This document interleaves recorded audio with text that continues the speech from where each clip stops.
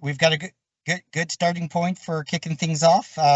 Again, let me officially welcome everybody to Gulfstream Legal's Poolside Chat number 4, Parlez, Vous, eDiscovery, translating foreign language documents. It's part of your eDiscovery case. And let me now that I've welcomed everybody, let me welcome a very important guest that I have joining me today, Mark. Mark, I'm going to let you kind of do your own introduction in a way better than I can probably ever do. But everybody here is a true expert in our industry when we talk about translating documents, both using traditional methods, full human translation from the traditional methods, all the way through our new methods of machine translation and using a little bit of AI to make our life easier. Mark, let me say welcome and thank you for joining me today to talk about this exciting topic. Pleasure to be here. Thanks for having me. Well, perfect. Well, Mark, why don't you tell our audience a little bit about yourself and about your company before we even dig into the subjects? Sure. Thanks for the opportunity. So, yeah, I'm with Linguistic Systems, headquartered downtown Boston, where I am right now for this presentation, and we've also partially rebranded as AI Translate. So if you went to aitranslate.com, it's the same. It's us. So to say that. So as Ari had mentioned, we were founded in 1967 to do legal and patent translations by scholars from Harvard Law School and MIT, and we've been in business, continually that's over 50 years. And today, we really handle the continuum of the raw machine translation all the way to the certified human translation. And we have about 7,500 to 8,000 translators around the world. So it's really a full service translation company. And of course, we've embraced the AI aspect of it, as Ari was mentioning. So happy to be here. I think I've been here over about 15 years doing this. And in my time in a previous life, I was with Westlaw. And so I think I've been in over 1,000 U.S. law firms as well. So one of my specialties is, the legal side. And we've also done a bunch of work, not law firms, eDiscovery companies, corporations. And for example, we even work with the DOJ as well. And we can discuss that later too. So we're really excited to be here and talk a little bit about translation. Well, that's brilliant. And I'm going to take a second before we dive in here because even I'm learning more about you and the company as we go along.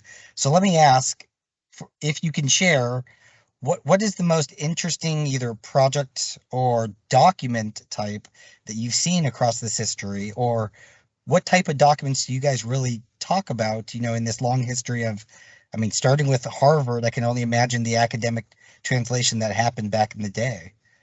Yeah, well, those were all typed up, obviously.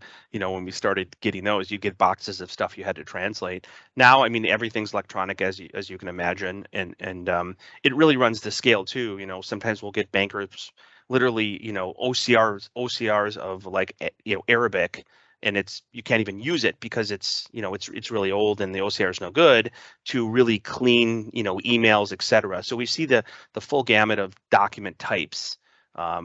For translation, both machine and human. And yeah. Interesting. That must have been, I could only imagine back in the day. Yeah. Well, let's dive right into our first topic. So, sure. As we talk about, eDiscovery and foreign language documents, obviously eDiscovery first made its name in the United States and people really started talking about it in the early 2000s. And over the past decade, the same practices of litigation and eDiscovery have gone global. Business is global now. We have lots of international organizations. We're pulling documents from lots of places. People communicate, get different parts of their projects done all over the world. So I can say we found the AI Translate tool very valuable because our clients never know what they're going to find in their data set, even when they think they're working on something local. It's not always expected. So we've developed a lot of strategies, to kind of help simplify that process. And AI Translates has been one of those critical things, being that it's integrated directly into our, the hosted platform. People don't have to do a lot of work to get it enabled and make it work. It's very, very affordable. But let me ask you, in your experience in working with clients, what are some of the strategies that you have implemented to help simplify the workflow for people that either get surprised by foreign language documents or even when expecting it, just have this huge amount of foreign language documents in their eDiscovery population? So when I think about workflow, many of our clients have our AI Translate plugin for relativity. So from a workflow perspective, they're getting access to the machine translation services all the way to the human translation services, right? So it's really nicely combined in that tool where they have access, gives you cost and turnaround estimates, et cetera. But what I really like to know, being a translation company, is why are you translating? What is it for? What's the value of your case? And then we can really advise on the best workflow approach, right? Because you Mhm. might have CAD files or something, or you might have, you know, um, just a gajillion emails, or you might have a lot of contracts. So if we understand really kind of the value of your case, what your deadlines are, we can really help you kind of figure out the best workflow for your matter. Brilliant. So that actually leads us right into our next topic, which is, ways to save time and money when dealing with these documents.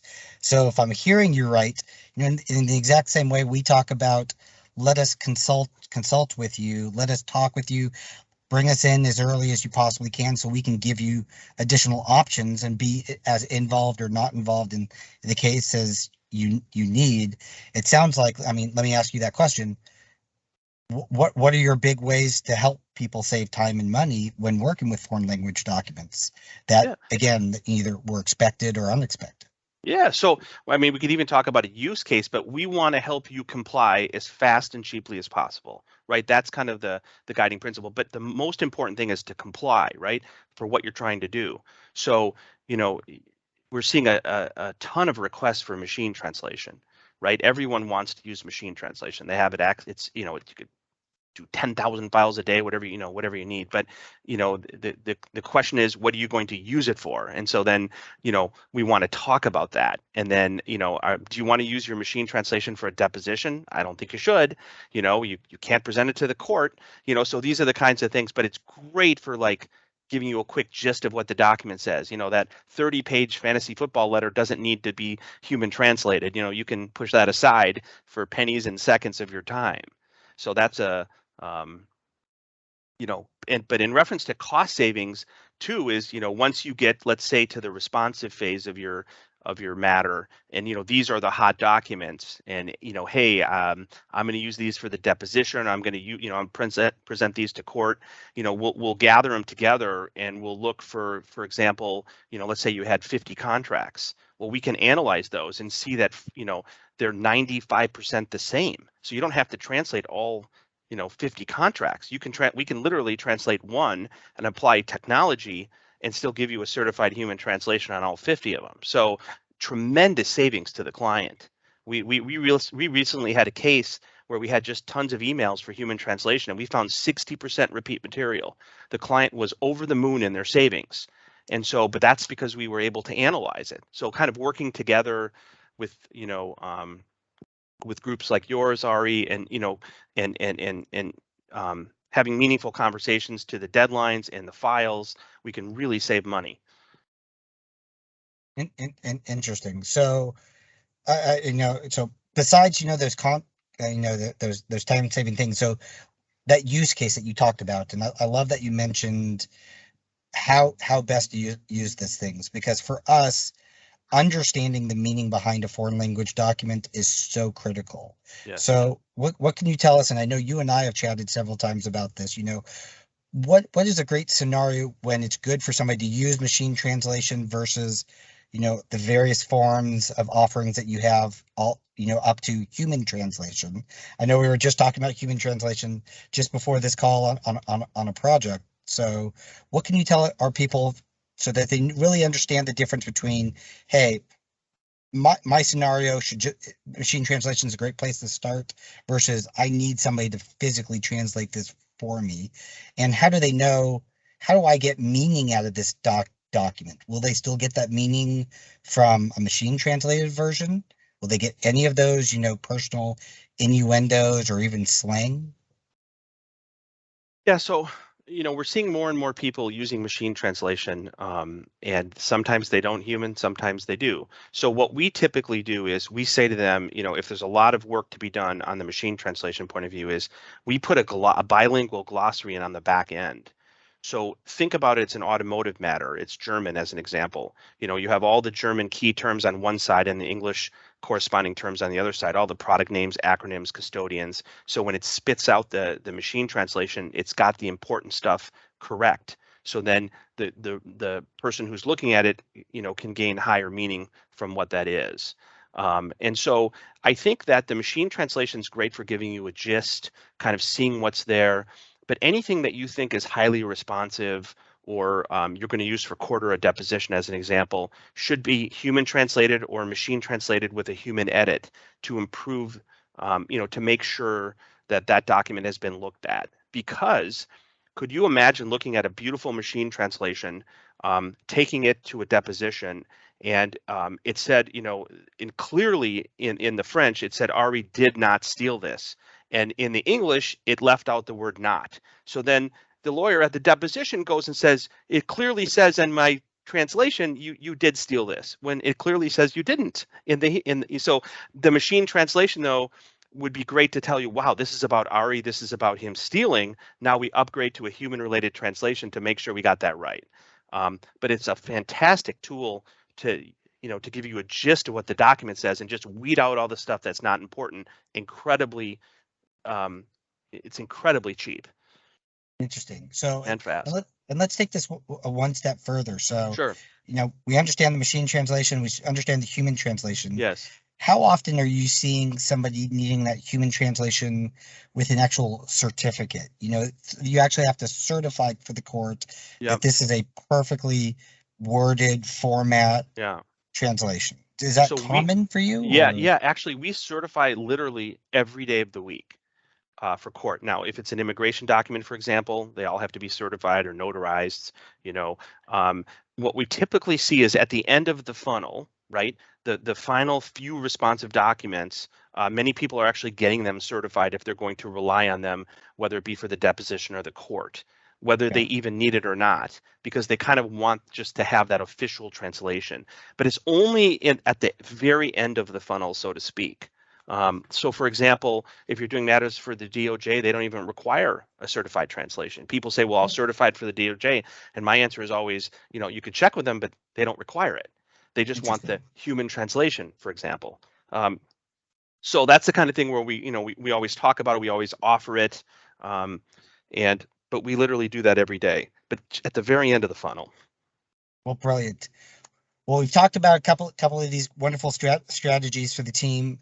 And I know the people would love to see the tool itself. So I know you prepared a little demo for us. So why don't I turn over control and show everybody a little bit about how this works and what they would see. And I'll give you an opportunity to kind of explain some of those nuances as well. Sure, I'd be happy to. Okay, I did it as a PowerPoint because I think it's even easier to see than the live. Okay.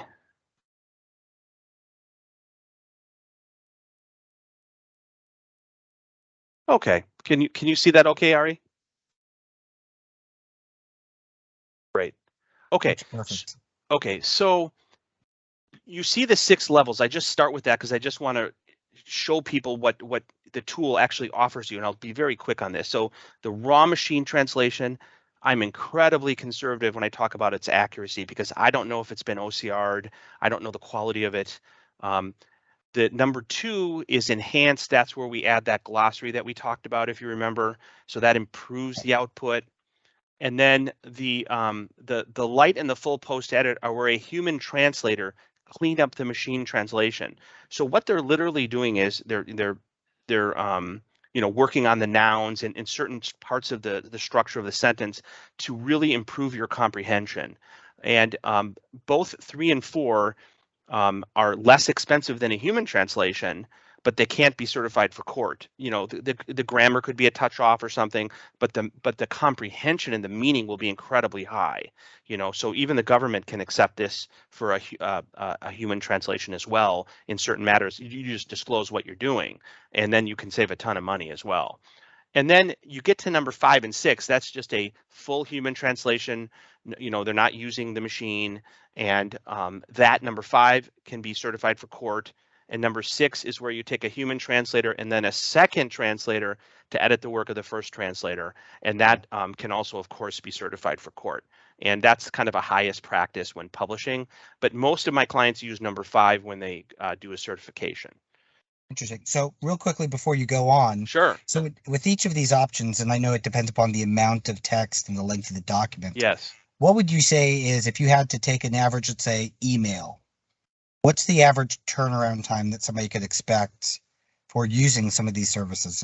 Sure. In a vague term. Yeah. So a machine translation, a typical client might do 10,000 files a day. Yeah, for machine translation, and you can do them in batches of a couple thousand at a time, depending on their size. And there's continuous delivery. So you just literally click a couple buttons, boom, you're done. It translates and lets you know when it's done. For human translation, it's typically around 2,000 words a day. So it depends on how many words there are. And then based on the matter, we just, we've had matters where we've had 200 to 500 translators because that was the only way to meet the turnaround based on the number of words. So that just depends on the matter. But as you can imagine, the fewer translators you use, the better for consistency reasons. It's not a price issue. It's more, but it just depends on what's important to the client. You can't miss the deadline. You got to get it done. And, you've got 500 files, so we have to do what we have to do to get it done. And that might mean putting 50 translators on it. But yeah, so that, I think, is that helpful? No, that's very helpful, because I mean, it gives people the same kind of expectation, because it sounds like even if they just have a couple of documents that they want to see with machine translation, it's not a long time. They could probably get it back in a couple of minutes potentially if it's a short email, for example, and they're just using machine translation. Yeah, so machine translation comes back, obviously fast. Human translation, is typically, takes days depending on how much you have. Interesting. And machine we charge machine by the file and human by the word. So it's very helpful with machine translation, because when you're doing thousands of files, you get an instantaneous estimate. So you really can kind of control your costs and know what your costs are. And I'll show that in the demo too. Awesome. Let's dive right into that. Okay. So if you're in relativity, and you can be whether it be on-prem or relativity 1, you're in the mass operations tab, and let's just say you've selected 100 files. In this case, we selected 3 files, and for the demonstration, you notice that I have 3 different languages. You might have control numbers here, but for the demonstration, I have just to try to show the power of the tool. So then you go down to the bottom where and you click LSI translation where the arrow is, obviously once it's installed, and it comes up with your options. Well, what do you want to do? Well, it defaults to machine translation, and if you had forgotten the different levels of service, you could just click on the service description and it'll tell you what they are. Okay, machine translation is by a computer, post editing, etc. So you don't have to remember it. And then of course there's all the tech support numbers. So then it also defaults to auto detect. So if you remember in our example, there were 3 different languages. So you have to keep it on auto detect in this particular example. So it will identify the language, or what it sees as the preponderance of the language. If there are multiple languages in the same file, you just have to run a couple passes to get it all into English as an example. So it can handle the multilingual file. So in this case, it's on auto detect, so it's going to detect the language for you. And if, for example, you had a matter and it was, let's just say Arabic, because that's right there. We have 2 different engines. We have the statistical engine, which is our kind of regular engine, and then Neural, which is the newest engine. It's kind of it's like what Google uses. It's just a different technology. There's no difference, for example, in price on our side, but it's just a different technology. So in many cases, we tell our clients, just test both and see what works better in your case. So like for the Excel files, the regular statistical might be better, and for the emails, the Neural might be better because it's more fluent. So those kinds of things we would just talk about. But you, of course, could just let it run on auto detect and you'll also be fine too. So, okay, so then if you notice here, it defaults to the extracted text in relativity, but if you look at the bottom here, it says native. So we do have the ability to machine translate Office X files, but it has to have an X on the end. So that's the XLSX, PPTX, DocX. I think it's incredibly valuable for the Excels and the PowerPoints because I don't think an extracted text of an Excel looks very good. So again, so let's say you had an Excel file, instead of taking the extracted text, you could pick the native and machine translate that. So and there's no difference in cost. So that's a terrific opportunity depending on the file types. So let's keep going here. And then it comes up I had machine translation, you click create a job, and then on the right, it'll give you a cost and turnaround estimate. So you can't launch anything without approving the cost. And so you click confirm, and that's, you've done your multiple files. So now if I want to think about, I'm a reviewer, I'm in here, I'm looking at the Arabic, and I want to do a quick machine translation. I click translate, and the same thing again. It creates a job, and now the job is in process. It's translating, and anytime you create a job, when it's done, the user gets an email saying that your file is done, go back into relativity. There's no importing or exporting needed. So the tool is super simple to use. So if you clicked on 2,000 files and you launched it, you're done. And then there's continuous delivery in relativity ever since relativity 9.5. And so it'll populate in relativity, and then when it's done, you get the email notification your job has been completed. And so for the single job, you can see it's translating, the status changes. It's now changed to delivered. And underneath the original extracted text, we create 5 long text fields. They're all empty. And when the machine translation then is done, it goes back into its respective field. So in this case, it says LSI machine translation. So you got your notification that your job is done. You go back into your file, and underneath the original extracted text, you would just click on LSI machine translation, and there it is. And you can toggle between that and the original document. So what's so nice about it is that there's no importing or exporting. And so then you've looked at 1,000 of these, and this one looks to be right on point. So how can I improve my translation? Well, of course, you have all those options that you could choose from, right? So you go and you click, when you're in the file, you just click on the translate button, and you say, well, what do you want to do? And it gives you those options. And so if you remember, we had the light post edit, the full post edit, the human translation. This one's right on point. It's a good sized document.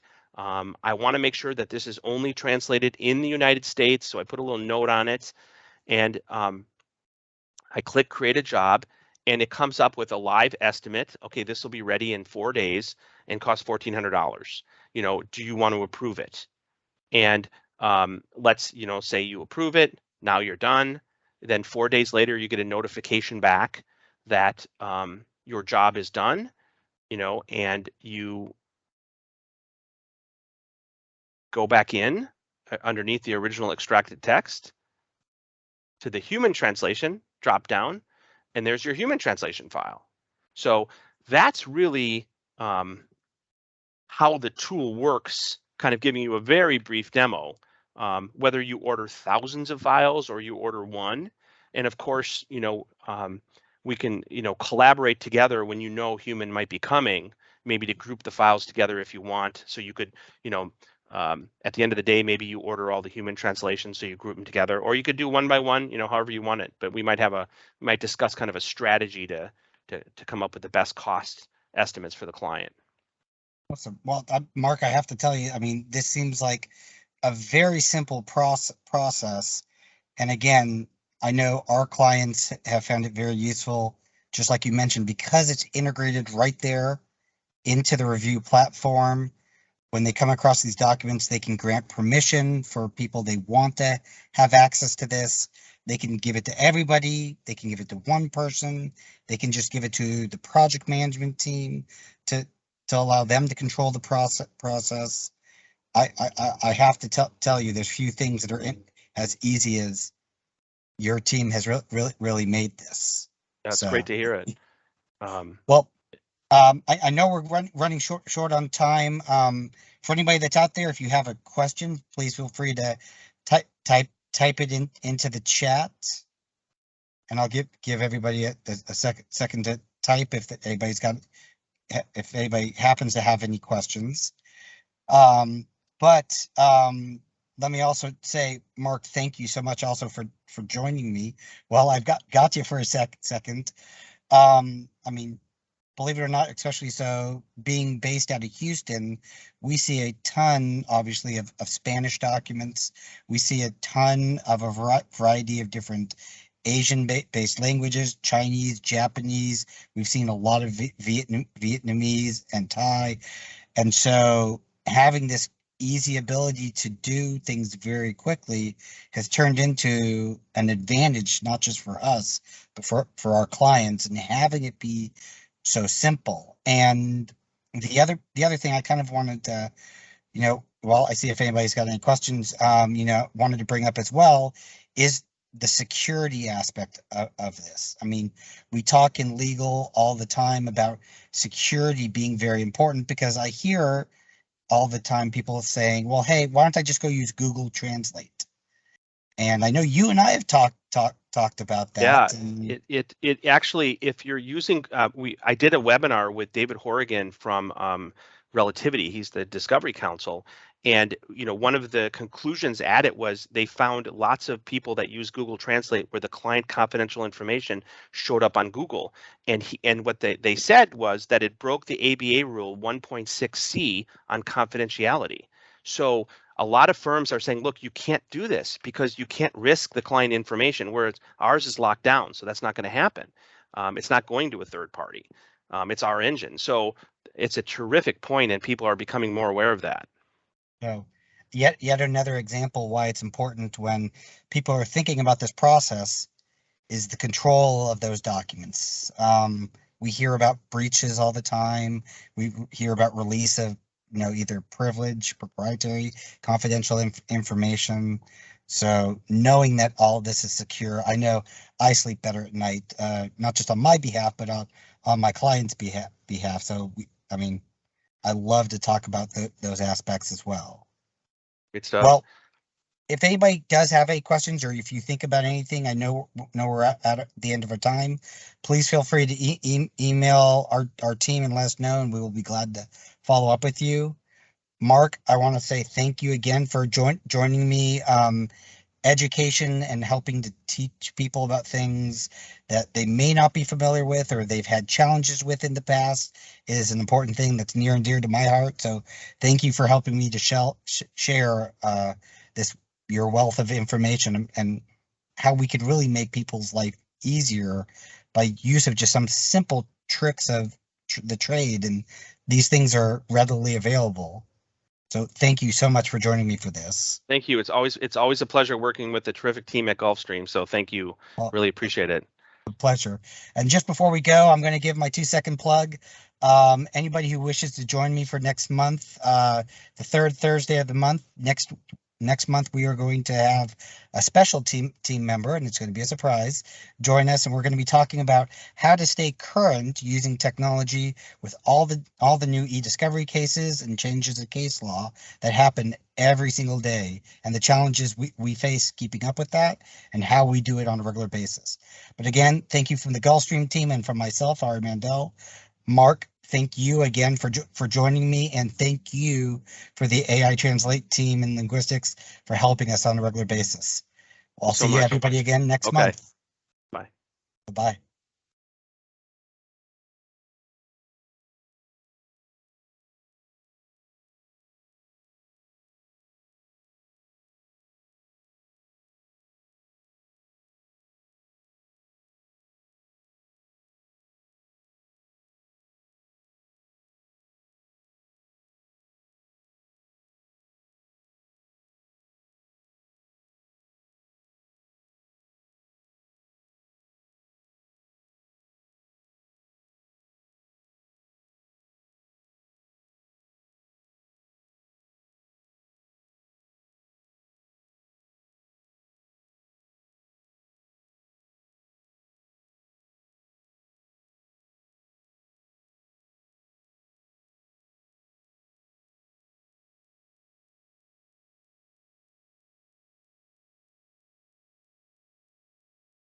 That is true. Pick your correct fascists. I mean, I'm not really against, well, he said he